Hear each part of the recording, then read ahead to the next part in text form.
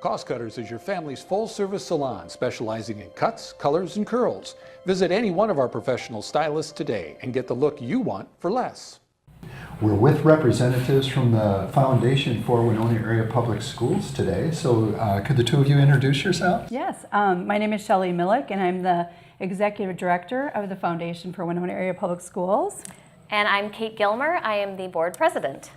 And thank you both for joining us today. It's great to have you both here. Thanks. Can you give a little background of the Foundation for Winona Area Public Schools? Yeah, so the foundation started in 1991. It was a group of just concerned citizens, not necessarily concerned, but they wanted to give back to the Winona Area Public Schools and come up with a way that they could enhance and enrich education. So they got together, formed a board, actually got some wonderful community donations, and it started from there. Yeah, great. I want to put in a plug before we go any further for the Foundation for Winona Area Public Schools. They do an outstanding job of providing funding for a wide variety of projects, and we're going to share a little bit more about those projects coming up. First, can you share a little bit about what types of events or fundraisers Sure. the Foundation has? Well, other than our main event, which I'll talk about in just a minute, we do things simply like a payroll deduction type of thing, and all that means is our staff gives back as well. So through their payroll deduction, they've donated thousands of dollars every year to help us expand our enrichment for education as well. So that's one of the things that's not truly an event, but it makes a huge difference. The other thing is we have been having an annual event, which basically we choose a cause, and this year we're having an event as well. And we are choosing the cause to support academics, athletics, arts, and activities once again. Yeah, that's excellent. It's a very worthy cause, and I think it's great. I was really impressed by the number of staff donations to the foundation. So it's great that staff throughout the school district are involved, not just in utilizing the funds, but also a big part of the fundraising. Right, for sure, yeah. So we do go out every year and we get sponsors for the event, which is a huge, the people in the community are so giving, and it's so wonderful. Our main sponsors again this year, and they have been our sponsors from day one, are Merchants Bank and Winona National, which is now WNB Financial. So they're both our lead sponsors, and then we get together with other corporate sponsors, and they are very supportive, and that kind of kicks off the fundraising for the event as well. And we have other just community members that come together, and they're out to celebrate public education, which is wonderful. Excellent. Can you share more about that upcoming fundraiser and how community members can be involved? Yeah, you bet. It is this year, our theme is called A Night to Shine, and it is going to be Saturday, February 23rd, 2019. I have to get used to saying that.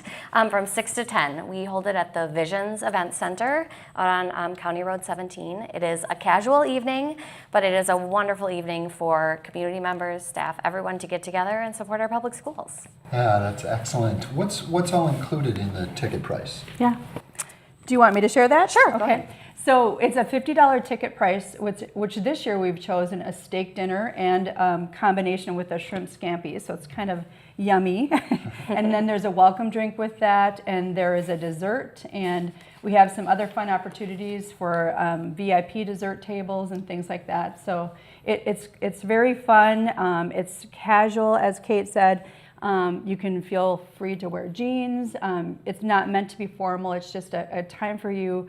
Sometimes in the winter it gets kind of stale and cold, and it's just a time to come out and get together, which gives you an opportunity to do that for education. Yeah. Excellent. Yep, and we also, that's the evening we present our Legacy Award, which highlights someone in the community or in the district who's really given back. So and we could probably share.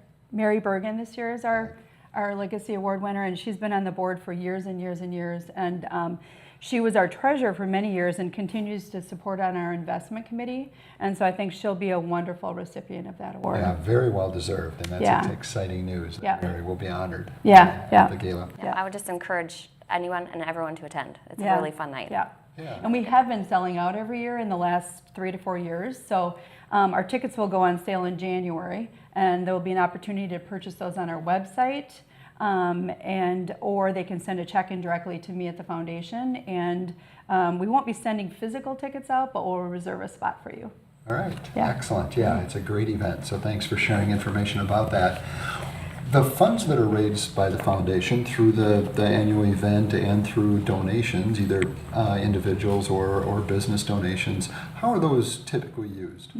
Well, the main portion of them are used in our monthly grant process, where staff and teachers apply with a grant with an idea that they'd like to fund. So these are all enrichment activities for the students in our district, things like field trips or speakers, things that are really above and beyond regular budget classroom items. What would be some examples of some things that the foundation has recently funded? Well, we've recently funded, we're helping with the Misato trip, and there's been trips to the Capitol. I know there have been a few middle school speakers recently that we funded. And there's we have our Dare to Dream grant as well that we just recently did. I know that Kate has some information on that one as well, but I'll just share that is something we do annually, and it's a $5,000 Dare to Dream. So people get to come out and give us ideas that are innovative and special, something that maybe they haven't thought of before that we can try and see if it's going to work. And so I don't know if you want to share who we had approved this year. Yep, this year our winner is Jen Snook. She is a technology integration specialist at the middle school. She has selected this classroom VR, virtual reality. It sounds extremely innovative, very exciting, where the students will get to learn in a way different than just reading from a book, looking at a computer screen. They are fully immersed and engaged in their learning process. Yeah, the use of technology is amazing and a great learning tool for students. And we have some more information from Jen, and Jen will actually be in the next segment of Making the Grade. Sure. So we'll hear more specifics about that program coming up. Yep. What if community members wanted to see a full list of all of the different grants that have been awarded? Is there the ability to do that? Yes, yep, you definitely can see. Every month we post any grants that have been approved on Facebook. We also have a website. It is www.foundationwaps.org, and they can also access what the grant award winners are on the public schools website, Winona Area Public Schools.org. It's really fun on Facebook that when we get photos of the experiences our students have had or whatever items they've been using in the classroom that we get to share, so people can see where their donations are going and just see all the exciting things happening in our classrooms. Yeah. One of the things that I talked to one of our teachers, Mr. Halverson, he had ordered special calculators, which are very expensive. Sometimes they're hard for students to be able to afford on the regular budget. So he has them right in the classroom for them to use, and it's something that they truly all have the same ability then equal across the board to use. So that'd be another example of just some of the things we sometimes buy. History books, math books, things that they might need extras of. Yeah.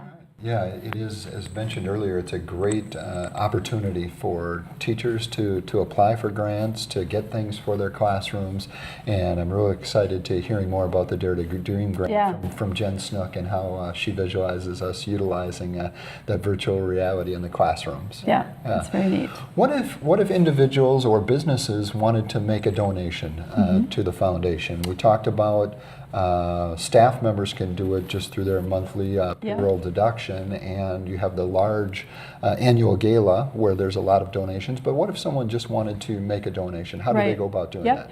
Well, actually, we have many donations that come through on a regular basis, and sometimes people want to honor somebody or memorialize somebody.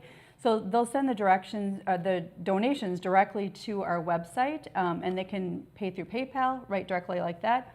Or they can send a check to me at 1570 Homer Road. Sometimes people just stop in, so there's a lot of different means for them to do so.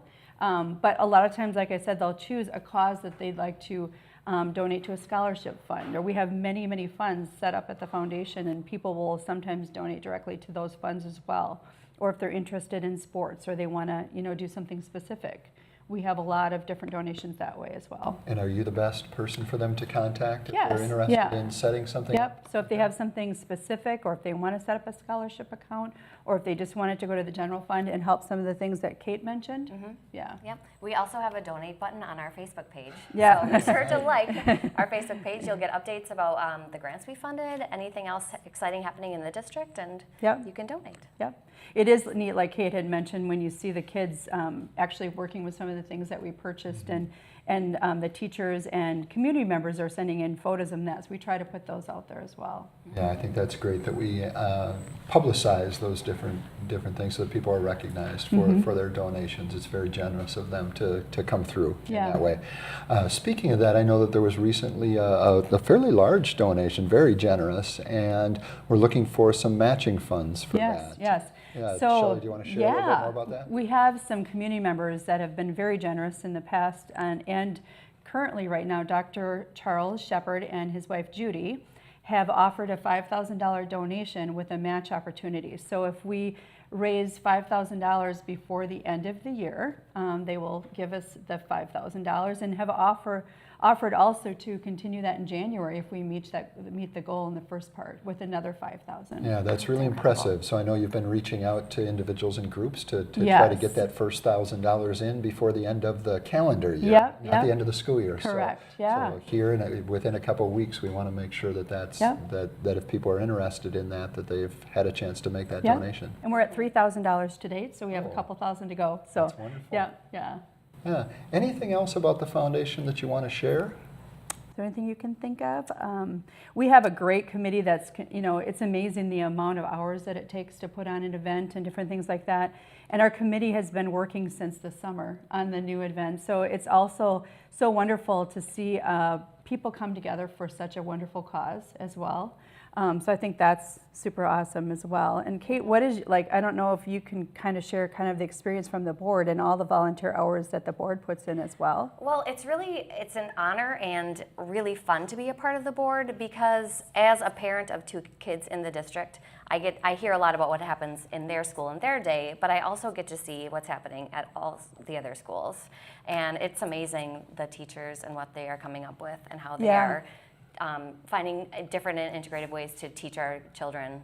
So so I just really enjoy the experience, and being able to read about them in advance and know what's coming is pretty exciting. The foundation funding really makes those opportunities possible for our staff members, and then ultimately for our students. It allows our teachers and other staff members to be innovative in their thinking, kind of think out of the box. What are some ways that we can best meet the needs of our students? And then there's a funding source for those great ideas. And the neat thing kind of about we've chosen the academics, athletics, arts, and activities, it kind of is across the board from different things that we can donate to, if you will.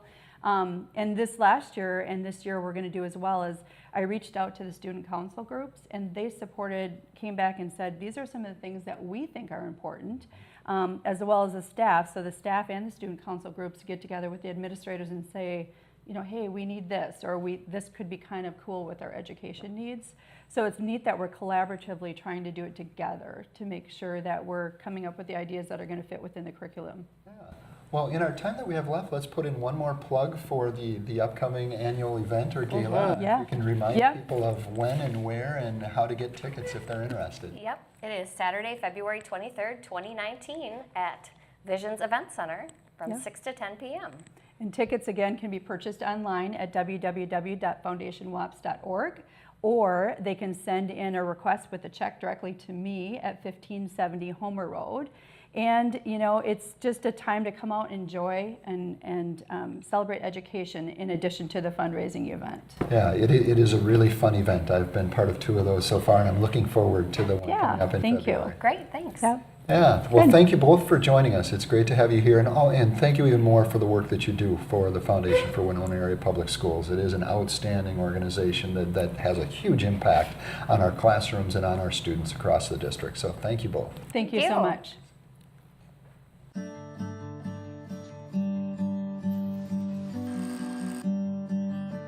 Perfect. Perfect. Perfect. Getting the right look at the right price. Perfect. Is always in style. At Cost Cutters. Located in the professional building in the Winona Mall, 507-454-6030.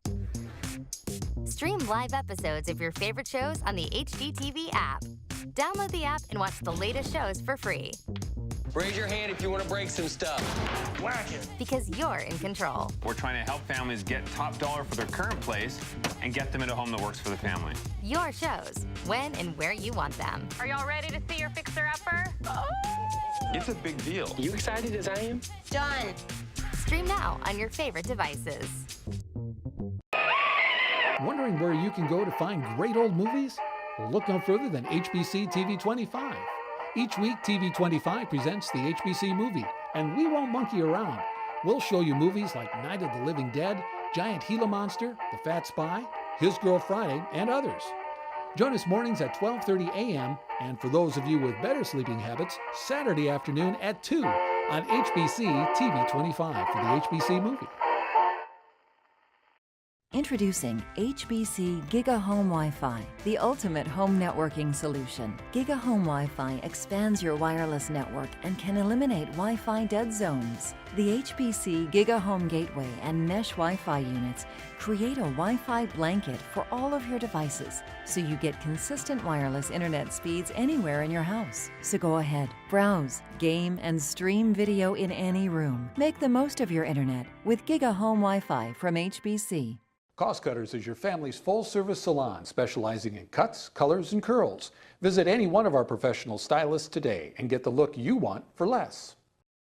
Hi, this is Rich Dahman, Superintendent with Winona Area Public Schools, back with the second section of Making the Grade. And we have as our guest for this segment, Jen Snook. Welcome, Jen. Hi, thank you. And Jen is the Media and Technology Specialist, one of the Media and Technology Specialists with Winona Area Public Schools. And she's going to share some information about our technology role, specifically to a recent Dare to Dream grant that was just awarded. You heard about that earlier in the first segment from the Foundation for Winona Area Public Schools. So, Jen, can you give a brief introduction and share a little bit about your role with Winona Area Public Schools? Sure. I'm going into my 5th year. This is my 5th year at Winona Area Public Schools, and I have primarily worked with, I've worked with all K through 12 and PK. We do technology integration, so primarily I work with the teachers to integrate technology in meaningful ways in the classroom to encourage creativity, collaboration, communication. Yeah, excellent. Yeah, it's an important role as we look for ways to utilize technology to best meet the needs of the academic needs of students.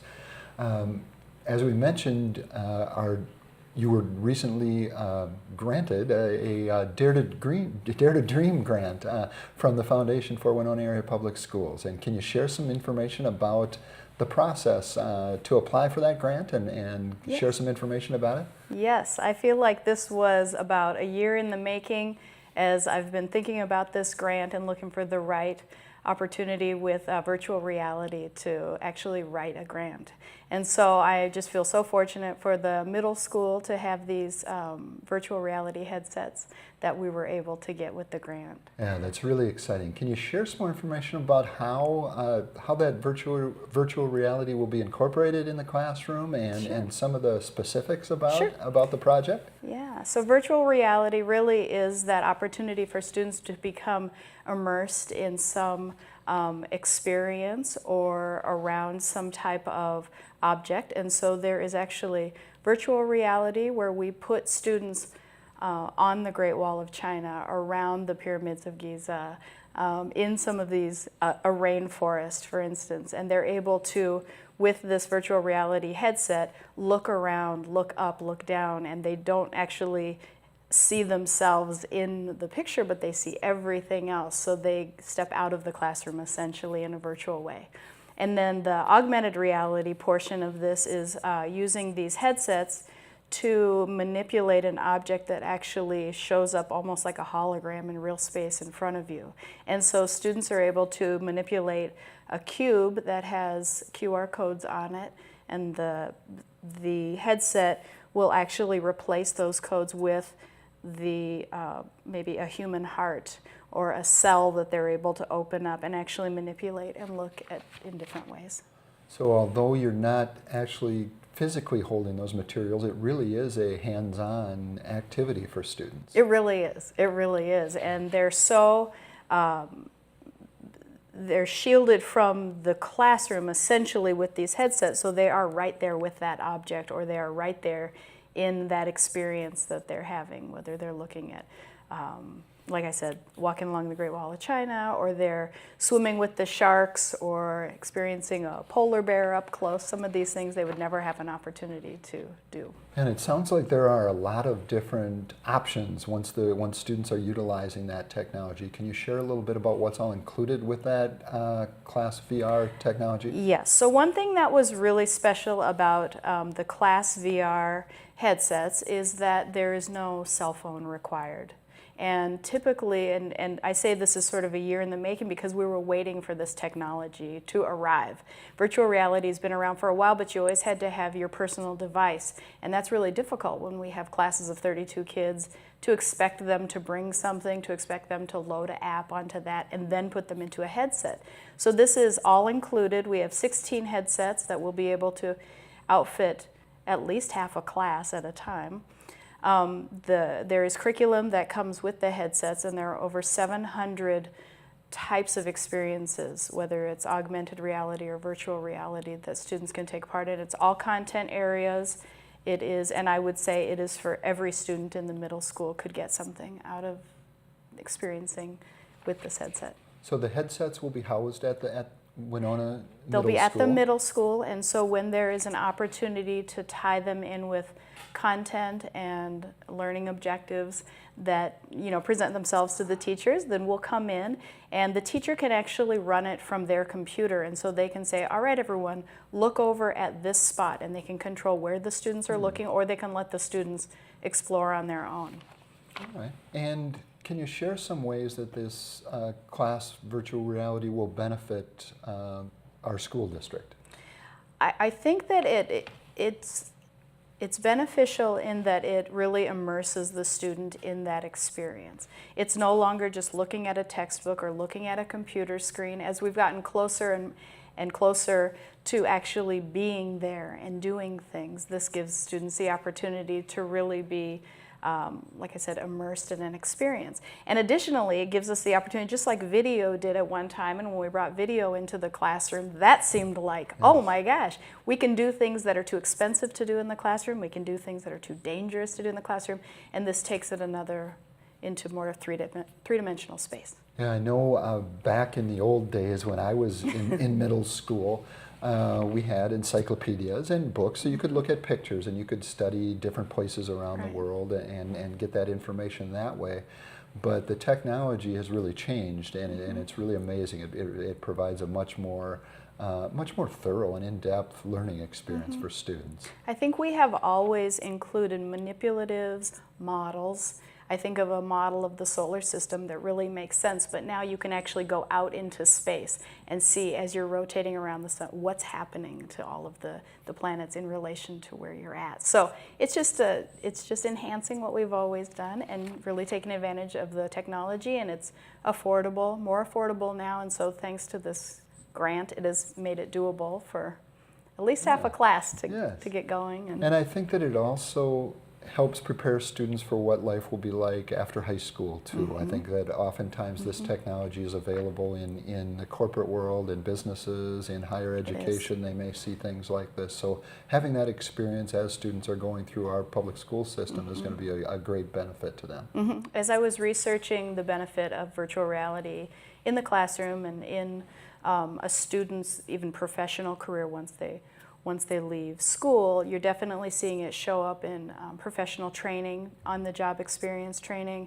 And just like we know that computers are starting to become, you need to know something about how computers run to even run some part of a factory machine. That's the same with virtual reality. Yeah, it's a really interesting topic, and I know our students are and teachers are looking forward to utilizing that. They're very excited. So thank you for putting together the grant. Do you want to share a little bit more about the process that you use to decide to go for this Dare to Dream grant and kind of what you were thinking going into it? I think we, as the media technology specialists are working with teachers, we're constantly looking for the way to enhance what's happening in the classroom and meet the curricular goals that the teachers have.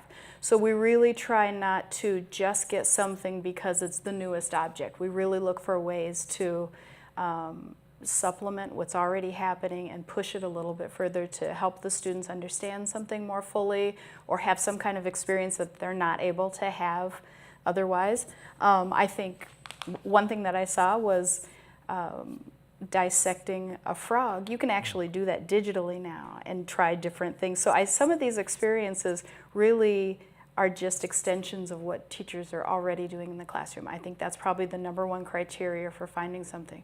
Then we look for things that are sustainable as far as budgetary constraints will always be on us, and so we look for something that we can sustain and keep building on, and something that is proven. And so this Class VR company had been around for a while, and this product has been around for a year or so, and they've been in schools, and we've talked to some schools, and it's you know, it's proven. So I think that's the thing. We're really not trying to find objects that are just, or technology that is just the newest, latest thing. We want it to really make some difference in the lives of the students. I think that message that it supports the curriculum, it doesn't replace the curriculum is important. Absolutely. That the technology is there to assist the teacher, to help them and the students delve into an issue more fully than they maybe would be able to without it. So that's great.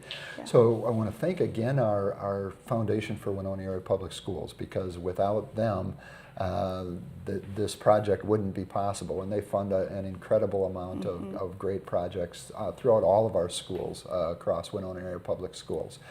In the short amount of time that we have left, is there anything else in your role as media technology specialist that you're working on? I know that a big part is providing that support for teachers and staff, but what are some things that are going on in our technology department? Sure. So we have fully implemented our one-to-one program using Chromebooks. That is very much driven by what the teachers feel comfortable doing, and that's my role, is primarily working with teachers, again, to support what they want to do with their curriculum. And so as we have rolled out this one-to-one program, we've worked with teachers. They're starting to really take hold of our learning management system, Schoology, that they're using. So we're getting all of the students and teachers together in an online environment.